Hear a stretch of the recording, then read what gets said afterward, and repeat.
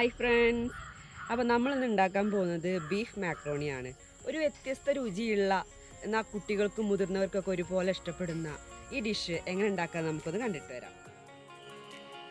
അപ്പോൾ നമ്മൾ beef macaroni ഉണ്ടാക്കാൻ പോവുകയാണ്. അപ്പോൾ അതിനെന്തൊക്കെയാണ് വേണ്ടത് നമുക്ക് നോക്കാം. ഒരു 250 ഗ്രാം ബീഫ് എടുത്തേക്കുന്നുണ്ട്, കഴുകി വൃത്തിയാക്കി വെച്ചേക്കുന്നതാണ്. പിന്നെ ടൊമാറ്റോ പേസ്റ്റാണ്, നമ്മൾ വീട്ടിൽ തന്നെ ഉണ്ടാക്കിയതാണ്.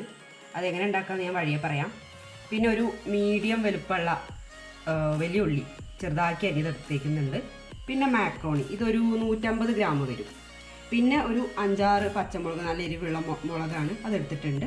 പിന്നെ നമുക്ക് കുരുമുളക് പൊടി ആവശ്യമുണ്ട്. അപ്പോൾ നമുക്ക് ഉണ്ടാക്കി തുടങ്ങാം. അപ്പോൾ നമുക്ക് ബീഫ് ഇതിലോട്ട് ആവശ്യമുള്ള ഉപ്പും വെള്ളവും ചേർത്തിട്ട് വേവിച്ചെടുക്കാം.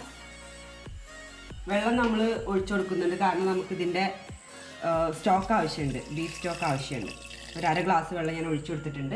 നമുക്കൊരു 5-6 വിസിൽ വിട്ടിട്ട് നമുക്കിത് വേവിച്ചെടുക്കാം. അപ്പോൾ നമുക്ക് മാക്രോണി ഒന്ന് വേവിച്ചെടുക്കാം.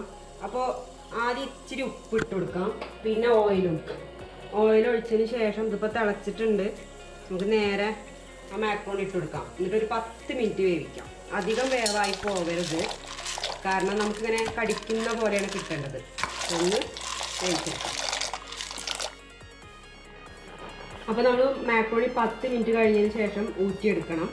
ഊറ്റിയെടുത്തതിന് ശേഷം നമ്മൾ തണുത്ത വെള്ളം അതിൻ്റെ മുകളിലോട്ട് ഒഴിച്ചു കൊടുക്കണം. അതെന്തിനാ വെച്ചാൽ ഓവർ കുക്ക് ആവാതിരിക്കാൻ വേണ്ടിയിട്ടാണ്. ബീഫ് ഇപ്പോൾ വെന്തിട്ടുണ്ട്. അപ്പോൾ അത് നമുക്ക് ഇതിൻ്റെ ആ സ്റ്റോക്ക് മാറ്റിയിട്ട് ഈ ബീഫ് ചെറിയ ചെറിയ കഷ്ണങ്ങളാക്കിയിട്ട് മാറ്റിയെടുക്കാം.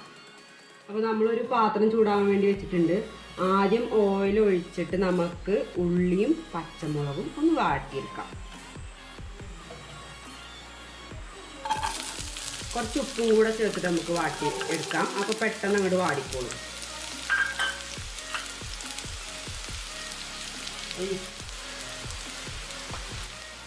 ഉള്ളി ആ മുളകൊക്കെ ഒന്ന് വാടി വന്നിട്ടുണ്ട്. ഇനി നമ്മൾ ഇതിലോട്ട് ടൊമാറ്റോ പേസ്റ്റ് ആഡ് ചെയ്യാൻ പോവാണ്.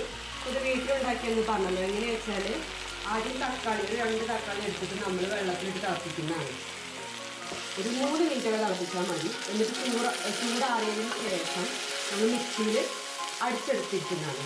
അങ്ങനെയാണ് ഈ പേസ്റ്റ് തയ്യാറാക്കിയിരിക്കുന്നത്. നിങ്ങൾക്ക് കടയിൽ നിന്ന് വാങ്ങുകയും ചെയ്യാം, പ്രശ്നമൊന്നുമില്ല. ഇതൊരു 5 മിനിറ്റ് ഇങ്ങനെ ആ ഒരു പച്ചമുളകൊക്കെ പോകുന്നവരെ നമുക്ക് വെയിറ്റ് ചെയ്യാം. ടൊമാറ്റോ പേസ്റ്റ് ഇട്ടിട്ട് ഒരു 5 മിനിറ്റ് ആയിട്ടുണ്ട്. ആ എണ്ണയൊക്കെ തെളിഞ്ഞ് വന്നിട്ടുണ്ട്. ഇതാണ് പാകം. നമുക്ക് സ്റ്റോക്കില്ലേ, എടുത്ത് വെച്ചിരിക്കുന്ന സ്റ്റോക്ക് ഒഴിച്ചു കൊടുക്കാം. ഇത് തിളച്ചതിന് ശേഷം മാത്രം നമുക്ക് ബീഫ് ഇട്ട് കൊടുക്കാം. ചെറുതാക്കി അരിഞ്ഞ് വെച്ചിട്ടുണ്ട്. ഇപ്പോൾ നമ്മൾ അത് ഇട്ട് കൊടുക്കാം.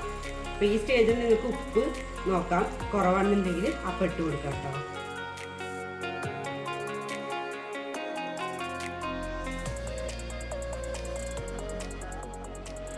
അപ്പോൾ ഒരു 5 മിനിറ്റ് മീഡിയം ഫ്ലെയിമിൽ ഇട്ടിട്ട് നമ്മൾ ഇത് തിളപ്പിച്ച് കൊടുത്തിട്ടുണ്ട്. ഇനി ചെറുതാക്കി അരിഞ്ഞ് വെച്ചിരിക്കുന്ന ബീഫ് നമ്മളിതിലോട്ട് ആഡ് ചെയ്യാൻ പോവാണ്. ഇതൊന്ന് മിക്സ് ചെയ്തിട്ട് വീണ്ടും നമുക്കൊരു 5 മിനിറ്റാണ് വെച്ച് കൊടുക്കാം. കാരണം നമ്മൾ ഓൾറെഡി വേവിച്ച ബീഫാണല്ലോ, അതുകൊണ്ട് പിന്നെ അധികം വെക്കണ്ട. അപ്പോൾ ബീഫ് നമ്മൾ മിക്സ് ചെയ്ത് കൊടുത്തിട്ടുണ്ട്. ആ മസാലയൊക്കെ ഉള്ളിലോട്ട് പിടിച്ചിട്ടുണ്ട്. ഇത് നമ്മൾ മാക്രോണി വേവിച്ച് വെച്ചിരിക്കുന്ന മാക്രോണി ഇതിലോട്ട് ഇട്ട് കൊടുക്കാൻ പോകണം. ഇത് നമുക്കൊന്നും കൂടെ മിക്സ് ചെയ്യാം. പിന്നെ ഒരു ചെറിയ പരിപാടി കൂടെ ബാക്കിയുള്ളൂ. അപ്പോൾ നമ്മുടെ ബീഫ് മാക്രോണി അപ്പോഴത്തേക്ക് റെഡിയാവും. മാക്രോണി ഇട്ടിട്ടിപ്പോൾ നമ്മൾ നന്നായിട്ട് മിക്സ് ചെയ്തു. ഇനി നമ്മൾ ഫിനിഷിങ് പ്രോസസ്സായിട്ട് 1 ടീസ്പൂണ് കുരുമുളക് പൊടിച്ചിട്ടുണ്ട്, അതിട്ട് കൊടുത്തു. പിന്നെ ഒരു ഭംഗിക്കും ഒരു പ്രത്യേക ടേസ്റ്റിനും വേണ്ടിയിട്ട് ഞാൻ 1 ടീസ്പൂണ് പച്ചമുളകില്ലേ, അത് ചേർത്ത് കൊടുക്കുക. അത് ഇട്ടാലൊരു ഭംഗി ഉണ്ടാവും നമ്മുടെ ബീഫ് മാക്രോണി കാണാൻ വേണ്ടിയിട്ട്. ഇതൊന്നുകൂടെ മിക്സ് ചെയ്യാം.